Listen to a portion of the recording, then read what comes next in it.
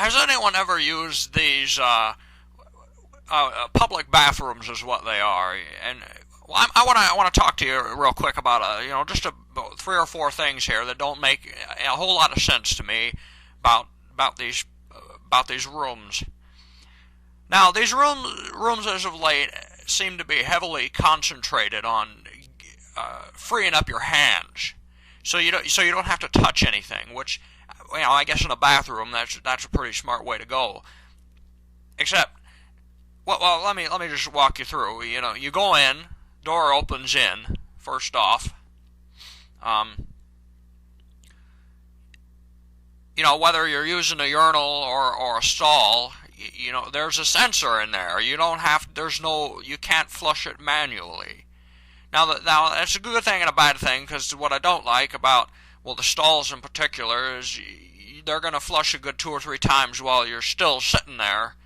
I don't know if that's like a built-in courtesy flush or where you're pushing the weight limit in the toilet bowl. I don't know what was going on there, but I don't like it. Sometimes you get cold water splashed up on you, and it's real uncomfortable. But plus, it can also be terrifying. You go to stand up, and it sounds like there's a freaking hurricane behind you. You're like, what's going on? And it's just a toilet flushing.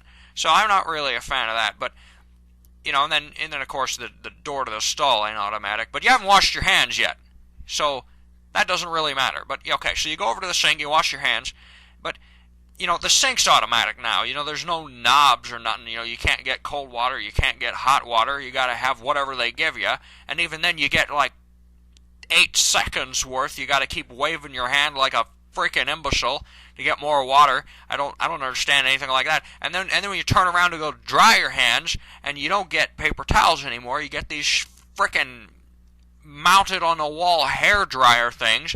And even then you got to keep your hands real close to the underside, or else they shut off, and you don't get no more freaking air, and you can't dry your hands. And half the time I stop and just end up wiping them on my pants. But here's the part that I don't understand out of all of this.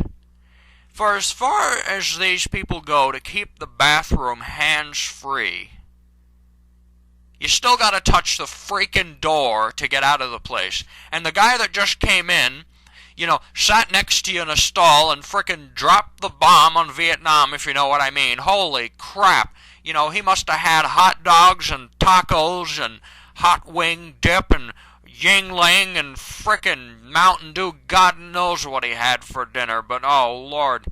Man, it smelled like a natural disaster on steroids in there. He gets up, buckles his pants, walks right out the door.